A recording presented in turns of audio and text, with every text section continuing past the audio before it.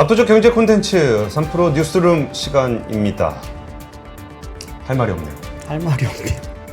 지수도 엄청 빠지고 네. 날씨도 뭐 되게 이상합니다. 갑자기 뭐 그러니까요. 비가 내리지를 않나, 갑자기 막 천둥번개가 천둥번개가 치질 않나. 네. 그리고서 더 날씨하고 비슷했던 점은 예상을 할 수가 없습니다. 그러니까요. 맞아요. 네, 너무 날씨도 맑고 덥고 하다 갑자기 비가 오는 듯 하지만 그렇게 많이 오지도 않았는데 그러니까요. 천둥번개가 쳐갖고 전 전쟁 난 줄 알았어요. 저 아까 누가 그랬죠? 그 여의도가 울고 있다라고 했는데 그게 하늘이 지금 대변해 주는 것 같다라는 말을 이게 했는데 여의도만 울고 있는 게 아니잖아요. 그렇죠. 네, 전 세계가 다 울고 있습니다, 사실은. 예, 첫 번째 뉴스는 지수 시황에 대해서 얘기 안 할 수가 없습니다. 네. 코스피가 미국발 경기 침체 공포로 8% 넘게 폭락했다. 뭐 요 얘기가 주요 헤드라인으로 꼽히고 있는데요. 네. 경기 침체에 대한 공포로 폭락을 했다라고 설명은 하고 있지만 경기 침체에 대한 우려가 없었던 건 아니잖아요. 맞아요. 근데 네. 왜 지금 이 타이밍에만 유독 경기 침체에 예민하게 반응하는가? 그러면서 뭐 샤메 공포 그래가지고 이제 네. 샤미냐 샤미냐 뭐 샤메 공포라고 네. 또 얘기하는데 샤메 공포라는 게 사실은 별거 아니거든요. 그 실업률의 지난 3개월 네. 평균치가 지난 1년 평균치보다 더 높으면 네. 실업률이 좀 높은 거 아니냐? 그렇죠. 뭐 이런 정도 얘기예요. 네. 그래서 그때 그 삶 같은 경우도 클라우디아 삶 같은 경우도 이거는 뭐 경기 침체에 대한 예상하는 지표가 아니라 그렇죠. 현재 경기가 침체 국면으로 가고 있다라는 얘기다. 라고 좀 설명을 하고 있었는데 뭐 이런 얘기가 나오고 있다는 것 자체가 지금 시장에 특별히 그 이벤트가 별로 없다라는 겁니다. 네.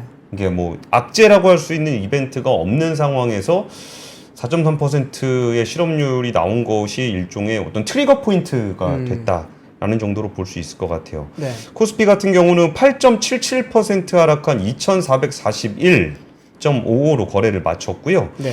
이게 서킷 브레이커 발동됐습니다. 맞습니다. 그리고 이게 서킷 브레이커가 어중간하게 발동이 되면 이제 서킷 브레이커가 뭔지에 대한 설명들이 좀 나오고, 네. 일단 뭐 사이드카 발동되면 사이드카가 뭔지에 대한 얘기가 나오는데 거의 그냥 추풍낙엽처럼 지수가 빠져버렸기 때문에 네. 서킷 브레이커가 뭐냐 사이드카가 뭐냐가 별 의미가 없었습니다. 맞아요. 보통 그러면 속보 나오는데 속보 나오기 전에 해제됐다가 갑자기 또 서킷 브레이크 나왔다가 예. 너무 정신 없었죠 오늘. 그냥 쭉쭉 빠져버렸기 때문에 네. 이게 보통 서킷이라든지 사이드카 발동되고 나면 이제 몇 분 정도 지나고서 다시 그러니까 장이 풀리고 뭐 그러는 게 있어서 맞아요. 예. 이제 그러다가 다시 오르는 거 아니냐 이런 것들에 대한 기대감. 네. 그러니까 이렇게 서킷이라든지 사이드카가 걸리는 제도적인 이유는 너무 과도하게 빠졌을 때 네.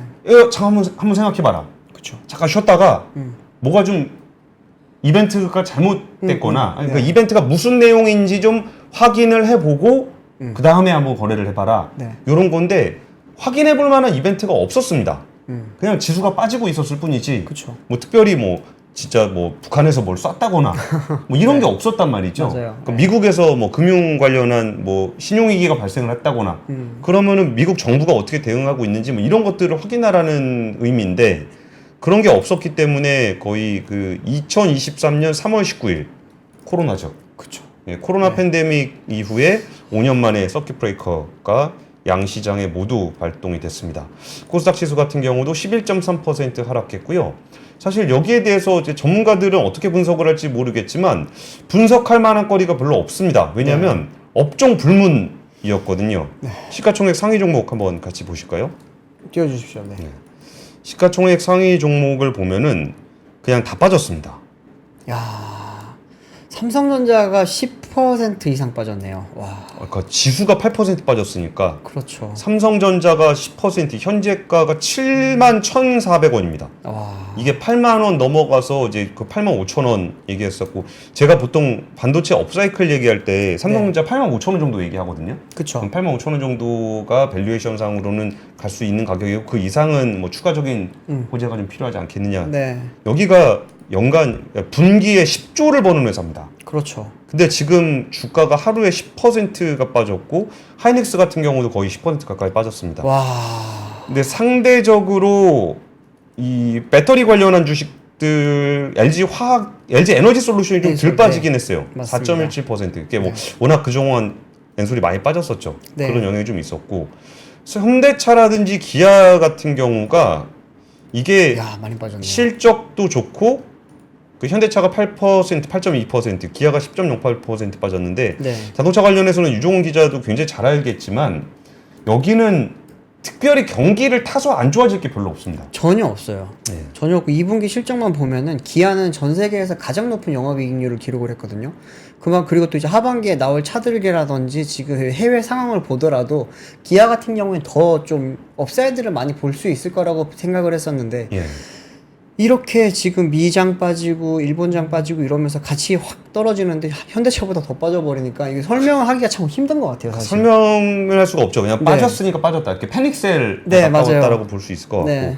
사실 현대차랑 기아 같은 경우는 지금 뭐 배터리차, 그러니까 전기차가 좀 힘들다라는 얘기도 좀 무색하게. 그러니까요. 여기 뭐 하이브리드 그리고 내연 쪽에서도 뭐 제네시스라든지 SUV, 네. 그러니까 좀 고부가 차종이죠. 이런 것들도 괜찮은 데다가 그 현대차랑 기아 같은 경우에 주주 환원율을 많이 높여가지고 네. 여기는 주가가 많이 빠지면은 바닥이 좀 있습니다. 이렇게 바닥이라는 게 그 최소한 이 정도 하면 배당만 먹어도 이자 은행 그쵸. 이자 이상 먹는다. 네, 분기 배당도 이제 하기 분기 배당도 시작했으니까. 하고 있으니까 네. 그런 바닥이 있는데 별 의미가 없었습니다. 8% 빠졌고 기아도 10%. 바이오 주식이 오히려 좀 덜 빠졌습니다. 바이오 로직스가 마이너스 2%, 셀트리온이 마이너스 5%. 마이너스 5%면 선방이죠. 오늘 엄청 선방이죠. 지수보다 훨씬 적게 빠졌으니까. 여기다가 뭐 외국인이냐 이거 필요 없습니다. 외국인이 주로 사들였던 금융주 KB금융이 7.7%, 신한지주가 마이너스 7.5% 와. 빠졌고요. 그동안 워낙 많이 빠졌었던 포스코 홀딩스 네. 많이 빠졌다는 것도 별 의미가 없습니다. 마이너스 11%또 기록을 했었고요. 와, 포스코홀딩스 31만 원대네요. 예, 와. 포스코홀딩스 같은 경우도 사실 좀 바닥이 있는 주식이긴 합니다. 그쵸. 이 포스코홀딩스는 여기도 배당을 꽤 많이 하는 회사이기 때문에 네. 지금 포스코홀딩스가 언제 이후로 최저냐면 여기도 거의 코로나 팬데믹 이후에 거의 최저가 수준까지 내려와 있습니다. 야. 그때보단 조금 위네요. 그때는 13만 원쯤 됐었으니까 그때보단 위지만 굉장히 좀 많이 떨어져 있는 상황입니다. 업종이 별 의미가 없죠. 그리고 좀 그동안 많이 빠졌었던 네이버, 네이버도 빠졌으니까 더 빠져라처럼 확 빠져버렸네요. 진짜. 미리 와. 빠졌다는 게 별 의미가 없을 정도로 많이 좀 네. 빠져 있는 상황입니다. 뭐 SDI도 9% 넘게 빠졌네요. 예. 배터리 주식이라고 덜 빠지고 이런 게 없습니다. 오늘 보니까 그냥 떨어지는 비를 다 맞은 것 같은 그런 느낌입니다. 비트코인도 별 의미가 없고 네. 이더리움도 빠지고 그러니까 이거를 이제 이코노미스트들 매크로 하시는 분들하고 같이 보고 있는 네. 이렇게 대화를 하는 그런 방이 있는데 네네. 거기서는 2018년 시장에 대한 이야기들을 좀 나누고 있습니다. 네. 그러니까 2018년 시장을 우리가 이제 기억은 잘 못할 건데 좀 꽤 됐었고 특별한 그때도 엄청나게 큰 이벤트가 있었던 건 아닙니다. 네. 근데 그때 2018년에 지수가 이제 큰 폭으로 많이 빠졌고 네네. 그 지수만 빠진 게 아니라 뭐 주식, 채권, 원유, 외환, 부동산 등 70개 주요 자산군 중에 63개군이 마이너스를 기록을 했었거든요. 거의 모든 것들이 빠졌는데 그럼 이렇게 된 이유가 뭐냐라고 분석을 해보면 네. 그러니까 분석이라는 거는 굉장히 좀 매크로적인 분석이긴 한데 그 시장의 기대치와 연준의 통화 정책의 어떤 괴리를 얘기를 많이 했어요. 네. 그러니까 뭐냐면은 연준에서는 좀 시장을 너무 좋게 보고 있는 거 아니냐. 그러니까 시장이라 그러는 건 경기를 얘기합니다. 네. 그러니까 경기 전망을 좀 좋게 보고 있고 시장에서는 굉장히 불안하게 보고 있는데 네. 연준에서 이거 시장을 너무 좋게 경기를 너무 좋게 보다 보니까 이거를 금리를 적절한 시점에 낮추지 못하게 될 경우에 네. 진짜 경기가 한 방에 간다. 그러니까 이렇게 시장이 우려하고 있는데 연준은 계속적으로 뭐 괜찮다. 뭐 이 정도면 연착륙 가능하다. 네. 이렇게 괴리가 발생을 하고 있었다는 거예요. 네. 그러면 이렇게 2018년 얘기입니다. 이런 식으로 진행이 되게 되면은 뭐 괜찮다라고 얘기를 하면은 시장에선 더 강하게 반응한다는 거예요. 또 잘못 보고 있다. 아직도 정신 못 차렸다. 아, 그때 파월 그때 말씀하시는 거죠? 그렇죠? 네, 네, 네. 맞아요. 그래가지고 이제 통화 정책에 대해서 위기 의식이 그렇게 없으면 네. 더 안 좋아질 것이다. 시장은 이렇게 본다는 거예요. 네네. 근데 사실 여기서 그 연준에서 아이고 큰일 났습니다. 큰 위기가 나겠네요라고 먼저 얘기할 수도 없잖아요. 그럴 수 없죠. 네. 그러면 시장에서는 이게 왜 이렇게 위기의식이 없어? 그러면 더 안 좋게 본다는 거예요. 네. 그러니까 이게 연준에서 균형 잡기를 하면 할수록 시장에선 더 우려한다. 그러니까 이런 좀 그 늪에 빠진 것 같은 네. 상황이 됐었던 게 2018년 시장이었고 네. 지금이 좀 비슷하게 된 상황이다라고 얘기를 좀 하고 있습니다. 지금 채팅창도 분위기 굉장히 안 좋은 것 같은데 그렇죠. 네. 뭐 여기에서 한 마디씩 다 코멘트를 해드리기가 워낙 좀 서로들 기분이 안 좋은 상황이기 네. 때문에 굳이 그렇게 얘기할 필요는 없는 것 같고요. 저도 금요일 밤에 그 이제 고용 발표 나고 나서 예. 실업률 발표 나고 나서 이제 보면서 예전에는 밴뉴스 이즈 굿뉴스라고 막 예.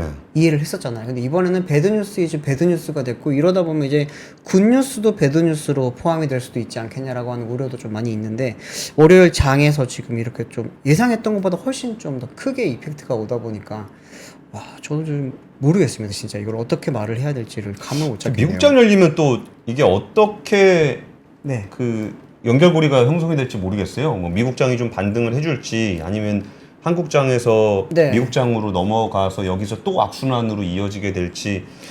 근데 이 네. 금투세 찬성하는 3%는 더 망해야. 아니 안 그래도 지금 시장이 망해 있는데 네. 금투세를 찬성하지도 않고 저희는 그러지 않아요. 저희가 망하는 거하고 네. 장시 망하는 거하고는 상관이 없잖아요. 이게 증시가 이렇게 빠져 있을 때는 좀 조심스럽네요. 얘기를 네. 하기가.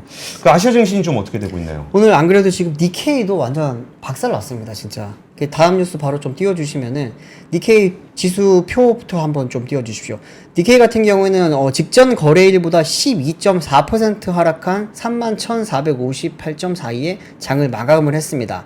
오후 장중 한때는 이제 31,156까지 떨어지기도 했는데 지금 퍼센트로는 역대 두 번째로 지금 큰 폭으로 떨어진 셈이고요. 그리고 이제 포인트로 따지면 역대 최대 포인트라고 합니다. 4,451포인트 하루 만에 빠졌습니다. 이렇게 되면서 이제 지난 2일에도 이제 그때 당시에도 블랙 프라이데이라고 하면서 이제 2,246포인트 급락을 했었는데 오늘은 이제 거기에 거의 한 2배 이상 빠졌고요. 또 이렇게 빠지게 되면서 이제 올해 사실 일본 장이 좋다는 이야기가 많았었잖아요. 엄청 좋았죠. 네, 그러면서 지금 제가 지금 YTD로 한번 일부러 가져와 봤는데 연초 대비로 보더라도 5.5% 빠졌습니다. 거기도 폭포수 같이 내려왔네요, 니케이도. 네, 지금 예. 보시면은 연간 계속 조금씩 올라와서 상승세를 계속 좀 잘 유지를 해오다가 금요일에 한번 빠지고요. 그리고 이제 오늘 쭉 빠지면서 이제 연간 기준으로 따지더라도 이제 마이너스를 기록을 하게 된 상황입니다. 니케이가 이렇게 지금 폭락한 거에 대해서 이제 지난 2일 발표된 미국의 7월 고용 통계에 따르면은 미국 경제 침체 우려로 투자 심리가 얼어붙었다라면서 기관 투자자와 개인 투자자 등 시장 참여자 전원이 주식 매도로 움직였다라고 이렇게 이야기를 했습니다. 근데 일본 같은 경우에는 사실 오늘 서킷 브레이크가 다 계속 발동을 했고요. 지금 종합 지수인 토픽스 같은 경우에도 오늘 12.2% 하락을 하면서 이제 오전 한때 이제 서킷 브레이크 발동을 했었습니다. 토픽스 선물 거래에 대한 서킷 브레이커 발동 같은 경우에는 동일본 대지진이 있었던 2011년 3월 15일 이후 처음이라고 이번에 지금 알려졌습니다. 그러면은 13년 한 4개월 만에 지금 처음으로 서킷 브레이크가 발동을 했다고 합니다. 보시면은 이제 일본 같은 경우에는 지금 엔캐리 트레이드가 이제는 결국에 끝나가지 않냐라고 하는 이야기도 나오는데 환율도 오늘 좀 많이 움직였습니다. 환율 좀 하나 띄워주시면은 원화 대비 환율도 한번 보시면은 이제 960. 환율. 네. 예. 우리가 항상 100엔 기준으로 많이 보셔서 헷갈릴 수 있는데 100엔 기준으로 지금 961원까지 올랐습니다. 많이들 기억하시기로는 800 중반 후반 이야기를 했고 지난주까지만 하더라도 이제 800 후반이었다 이랬다가 이제 보시면은 금요일에 이제 900 넘었었죠. 930원 이랬는데 900원 좀 넘었었고 오늘 오전까지만 하더라도 930원대였는데 장 마칠 때는 이제 960원대로 마쳤습니다.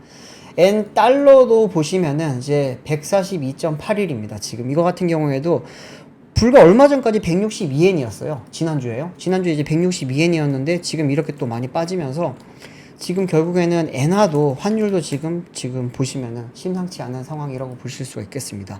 뭐 많은 분들이 이번에 지금 뭐 한국이라든지 미국 주식 시장의 지금 폭락에 대해서 뭐 당연히 FOMC에 대한 그런 기준금리 인하가 늦어진 점, 또 이제 고용률 하락 이런 것도 있겠지만 엔화가 지금 갑자기 이제 일본 중앙은행이 갑자기 기준금리를 올렸잖아요. 거기에 따르면서 이제 엔화가 가치가 조금 올라가면서 이게 불을 붙인 거 아니냐라고 하는 이야기가 많이 나왔었고요. 또 하나는 엔캐리 트레이드 청산이 본격화되면서 패닉세를 좀 불러일으킬 수도 있지 않겠냐라고 하는 그런 전망도 나옵니다. 예. 보니까 또 대만 증시도 오늘 또 많이 빠졌다고 하니까 아예 오늘 그냥 이제 우리나라만 힘들었던 게 아니라 아시아 전체 주식 시장이 조금은 많이 안 좋았던 걸로 지금 이해를 하시면 좋을 것 같습니다. 사실 우리만 안 좋은 게 아니라 전체가 좀 안 좋았던 게 맞는 것 같습니다. 우리 안 좋은데 네. 좀 희망 회로를 한번 네. 돌릴 수 있다면 어떻게 돌릴 수 그러니까 있을까요? 뭘 가지고 돌릴 네. 수 있을까를 좀 생각을 해봤는데 네. 이것도 이제 다른 분들하고 좀 얘기를 좀 해봤습니다. 거의 네네. 시청자들하고 좀 얘기를 해보다가 이게 뭔가 이렇게 이벤트에 의한 폭락이었다 그러면은 네. 그 이벤트가 좀 해소가 돼야 되는 영역이라는 거예요. 근데 지금 나타나고 있는 현상은 약간 경기적인 현상이고 네. 경기적인 현상은 사실 그 채권 매니저들은 굉장히 예민하게 반응을 하는데 그렇죠. 경기는 사실 뭐 어제까지는 멀쩡하다가 오늘 침체가 되고 그건 아니잖아요. 그건 아니죠. 노랜딩 이야기가 나왔었는데. 네, 그러니까 경기적인 현상을 바라보는 시장의 시각의 변화라고 한다면 네. 이게 하루아침에 그냥 망하는 이런 이벤트들은 아니라는 거죠. 네. 그럼 거기서 지금 이제 결국은 그 시장과 통화정책 사이의 어떤 커뮤니케이션 아니면 신뢰의 문제라고 한다 그러면 이 부분들을 뭐 특별히 뭐 미국이 금리를 바꾼 것도 아니고 아니죠. 이제 금리는 어차피 내려가는 쪽으로 방향을 잡고 있는 거고 이때 그 예전 IT 버블 때 같은 경우는 그래도 좀 금리를 올리면서 좀 반응한 건 좀 있었거든요. 네네. 그래서 지금이 단순하게 좀 많이 올랐을 때에 대한 그 조정이라고 한다면 네. 뭐 기업의 이익이라든지 성장은 그렇게 크게 변하진 않았을 수 있다는 거예요.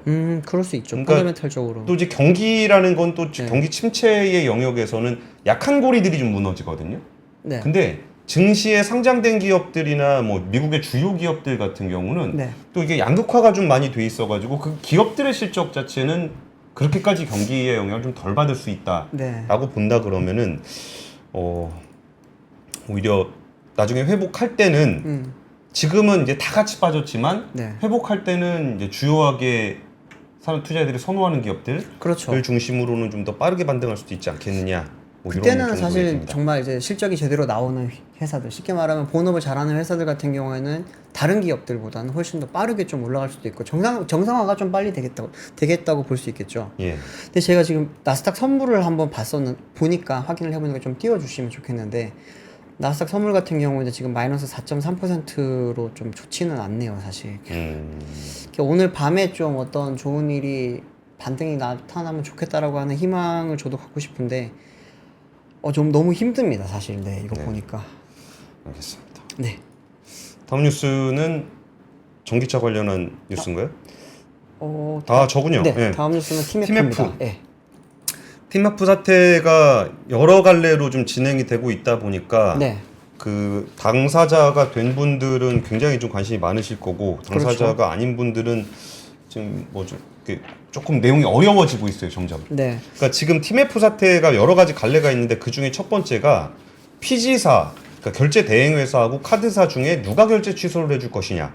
이게 왜 그러냐면 돈을 내야 하는 곳은 TMF입니다. 네. 티몬이나 위메프가 내줘야 되는데 네.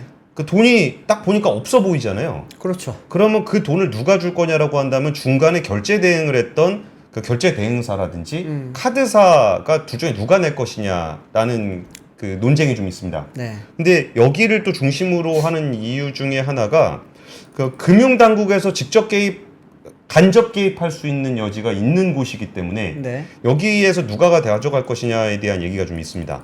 근데 그 중에서 여행 상품과 상품권이 논란이 되고 있는 이유는 상품 같은 경우는 네. 이게 보냈잖아요. 그러니까 돈을 냈잖아요. 네. 그러면 이렇게 물건을 보내면 물건을 보냈으면 물건 받을 수 있고 그렇죠. 물건을 받기 전에는 그게 돈이 묶여 있을 수 있어요. 네, 네. 그러면 이제 돌려받을 수 있거나 아니면 결제 취소를 한다거나 이렇게 될 수 있거든요. 네.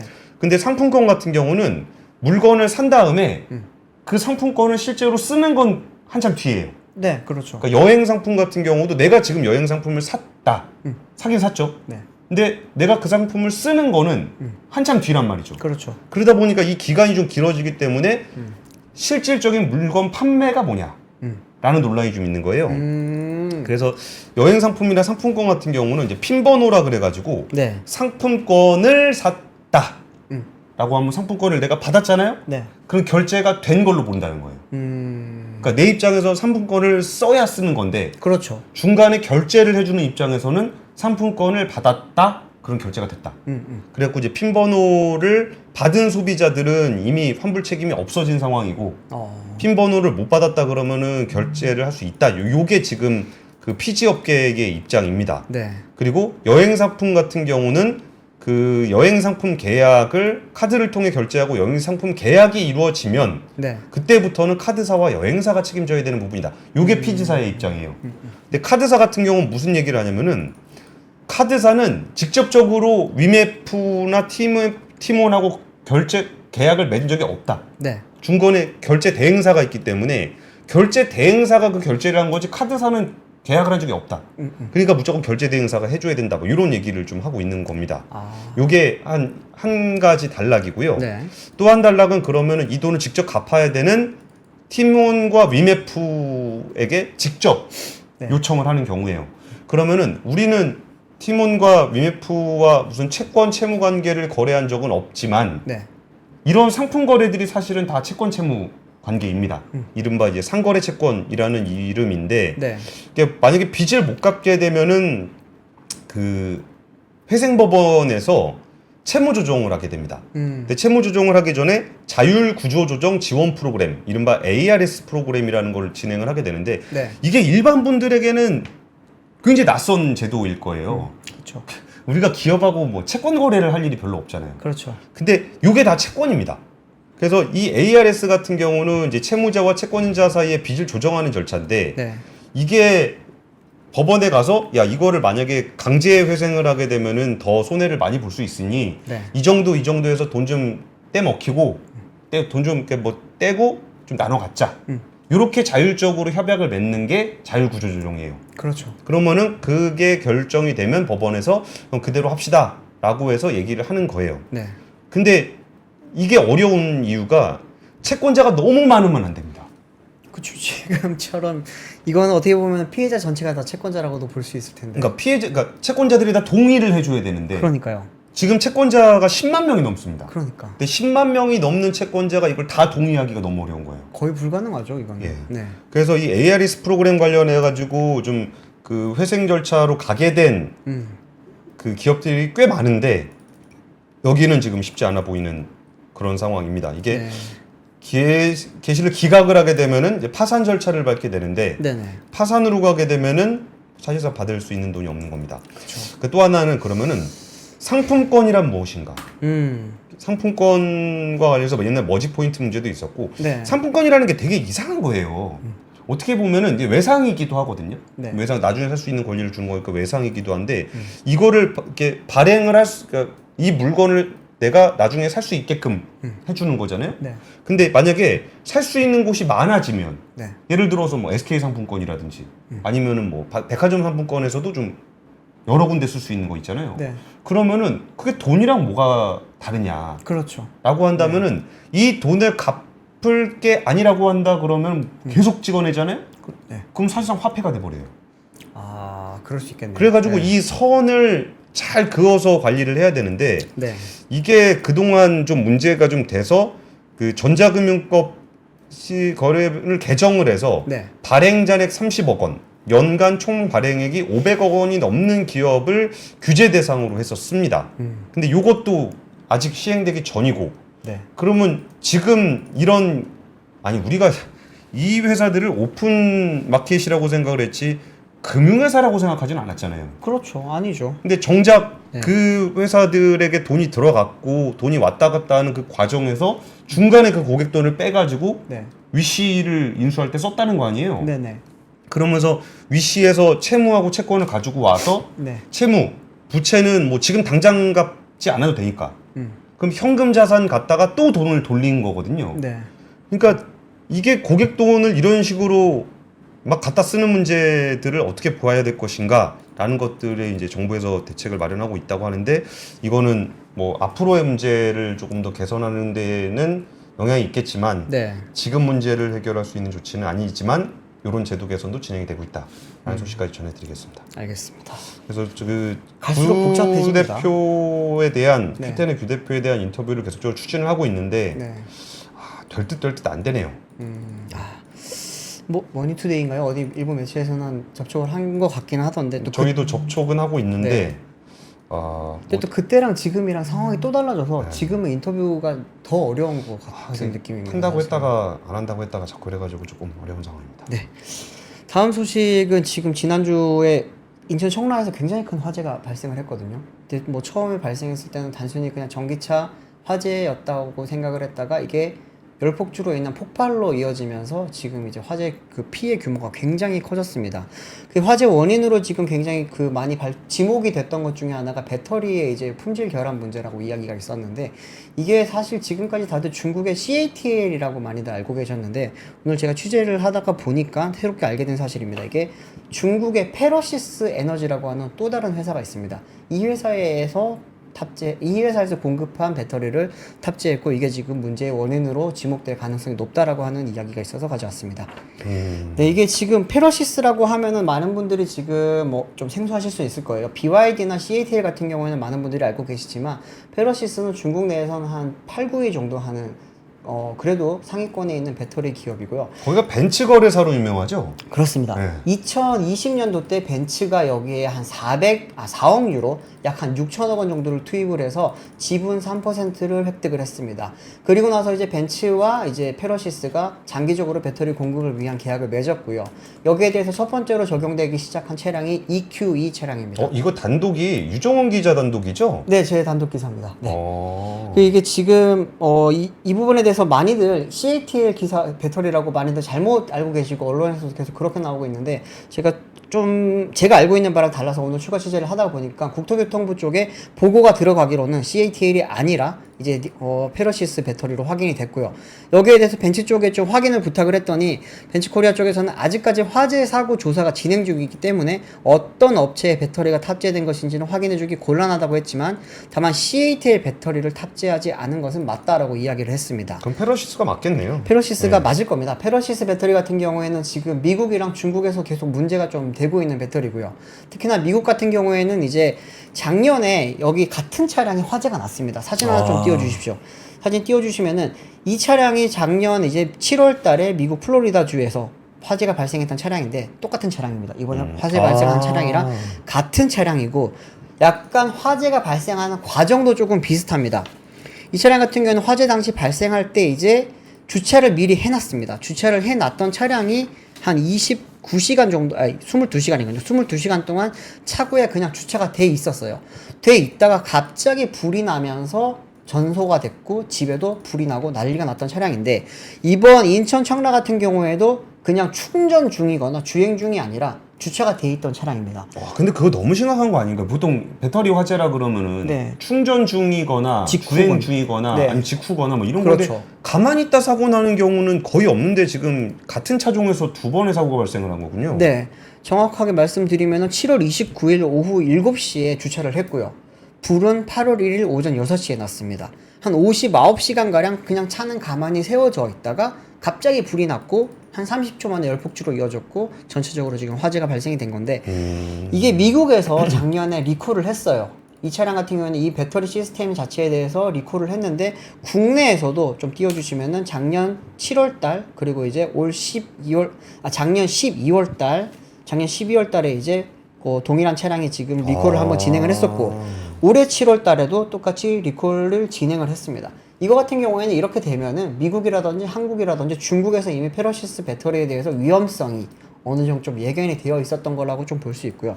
지금 보시면은 이 차량에 대해서 지금 이제 현재 경찰과 국가수가 아직까지 합동 감식을 오늘부터 시작을 했습니다.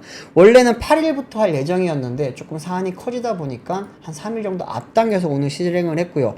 지금까지 피해 규모는 정확하게는 아직까지 집계가 되고 있지는 않은데 차량 같은 경우는 한 142대 정도가 지금 피해를 입은 걸로 전해지고 있고 직접 탄 차량이 한 70여 대가 된다고 합니다.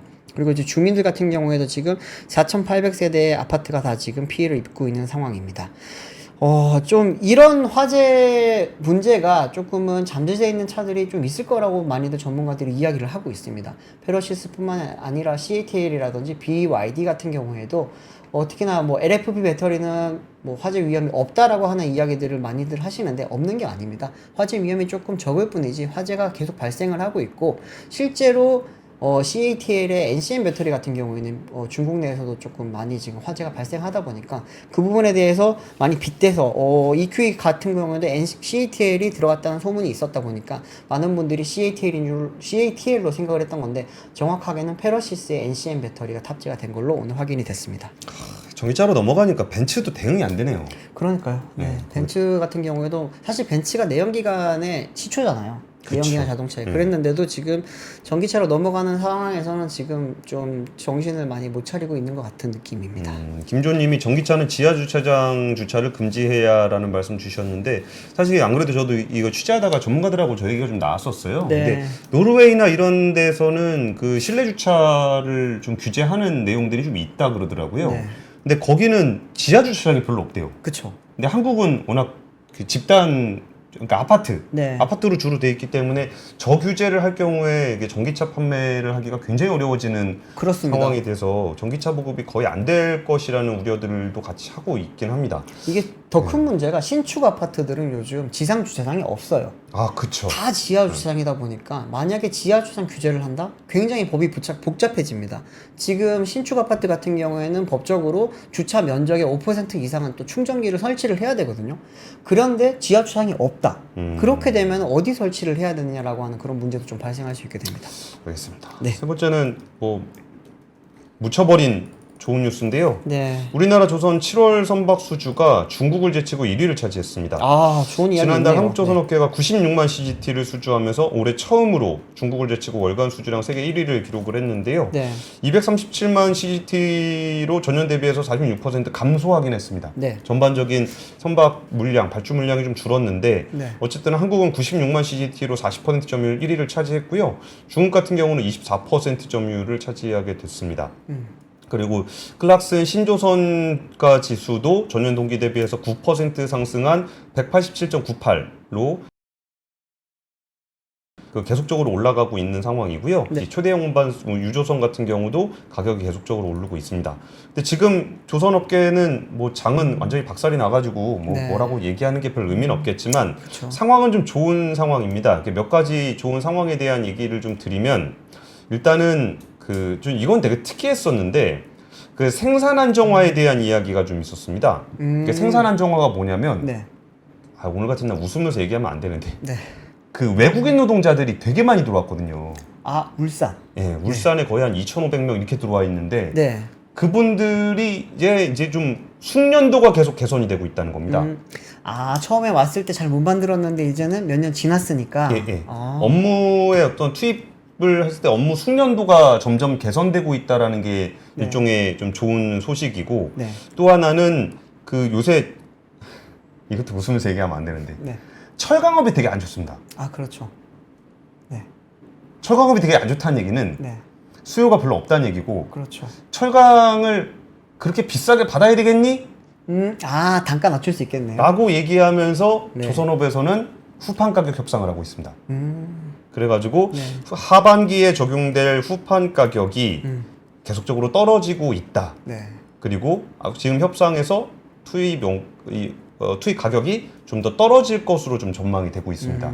그래가지고 이제 조선업 입장에서는 노동 생산성이 좀 좋아지는 측면과 네. 후판 가격 인하로 인해서 가격이 떨어지는 부분들 저게 하나 있고요. 네. 또 하나는 지금이 제일 싸다. 그러니까 이전에 수주했던 거는 네.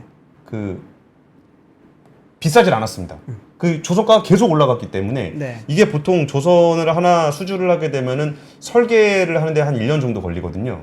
그러면은 1년 정도 지나면 그때부터 배를 짓기 시작해요. 그렇죠. 근데 1년 동안 배값이 계속 올랐기 때문에 네. 그동안 만들었던 배보다 지금 만드는 배가 제일 비쌉니다. 그리고 앞으로 만들 배가 더 비쌉니다. 그렇겠죠. 그러니까 이전에 좀 싸게 했던 배들은 나가고 네. 점점 비싼 배가 이제 도크에 들어오기 시작하는 겁니다.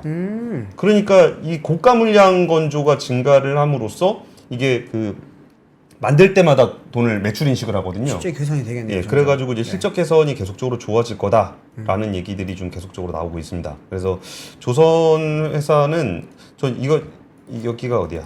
그 다올증권의 최강식 연구위원님이 쓴 리포트인데 네. 이 표현이 되게 인상적이었습니다. HD 현대미포조선과 HD 한국조선해양을 선호주로 추천하지만 하지만 조선업 그 어떤 종목도 모두 매력적이다. 아, 이런 반전. 네. 하지만 다 매력적이다. 네. 아. 내가 보기엔 여기가 제일 좋은 것 같은데 그게 아니더라도 모두 매력적이다라는 표현이 좀 되게 인상적이었습니다. 그래서 지금 조선업에서는 중국은 보통 자국 선박들이 많은데 네. 지금 중국 경기가 별로 안 좋기 때문에 거기서 자국 발주가 좀 줄어들어 있는 상황이고, 그러니까 사실 이렇게 중국이랑 비교할 필요는 없어요. 그렇죠. 그러니까 왜냐하면은 이제 중국에다 주문할 거랑 한국에다 주문할 그 배의 수요자들이 좀 분리가 됐어요. 네. 그래가지고 예전에는 둘이 경쟁을 해서 중국이 많이 가져가면 한국이 덜 가져가고 한국이 많이 가져가면 중국이 덜 가져가고 그랬는데 네. 여기는 그냥 중국 경기 안 좋으면 중국만 안 좋은 거고 그러니까 한국조선은 또 다른 데서 받아오기 때문에 둘이 비교를 할 필요는 없겠지만 중국이 좀 떨어지면서 그 한국조선이 상대적으로 네. 점유율을 넓게 가져가게 됐다라는 말씀을 좀 드리겠습니다. 와, HS님 지금 개미 꼬시기 하는 것 같은데 아니 지금 이 장에 어떻게 이 장에서 어떻게 개미를 꼬십니까? 정말 네. 아, 그런 위험한 생각을 하지 않습니다. 네. 이 장에서 주식 사라고 얘기할 수 있는 강한 심장은 제가 진짜 개인적으로 누구에게 얘기할 수는 있을지 모르겠지만 네. 방송에서 지금 누가 직접 주식을 사라고 지금 얘기하기는 네. 누구도 쉽지 않은 상황이 아닐까 맞습니다. 싶습니다. 오늘 뉴스룸 여기까지 하겠습니다. 감사합니다. 감사합니다. 박근영, 이선영, 사경인, 염승환 투자 마스터들의 세심한 케어로 건강한 투자 습관을 만드세요. 3프로 멤버십 3프로 앱에서 확인하세요.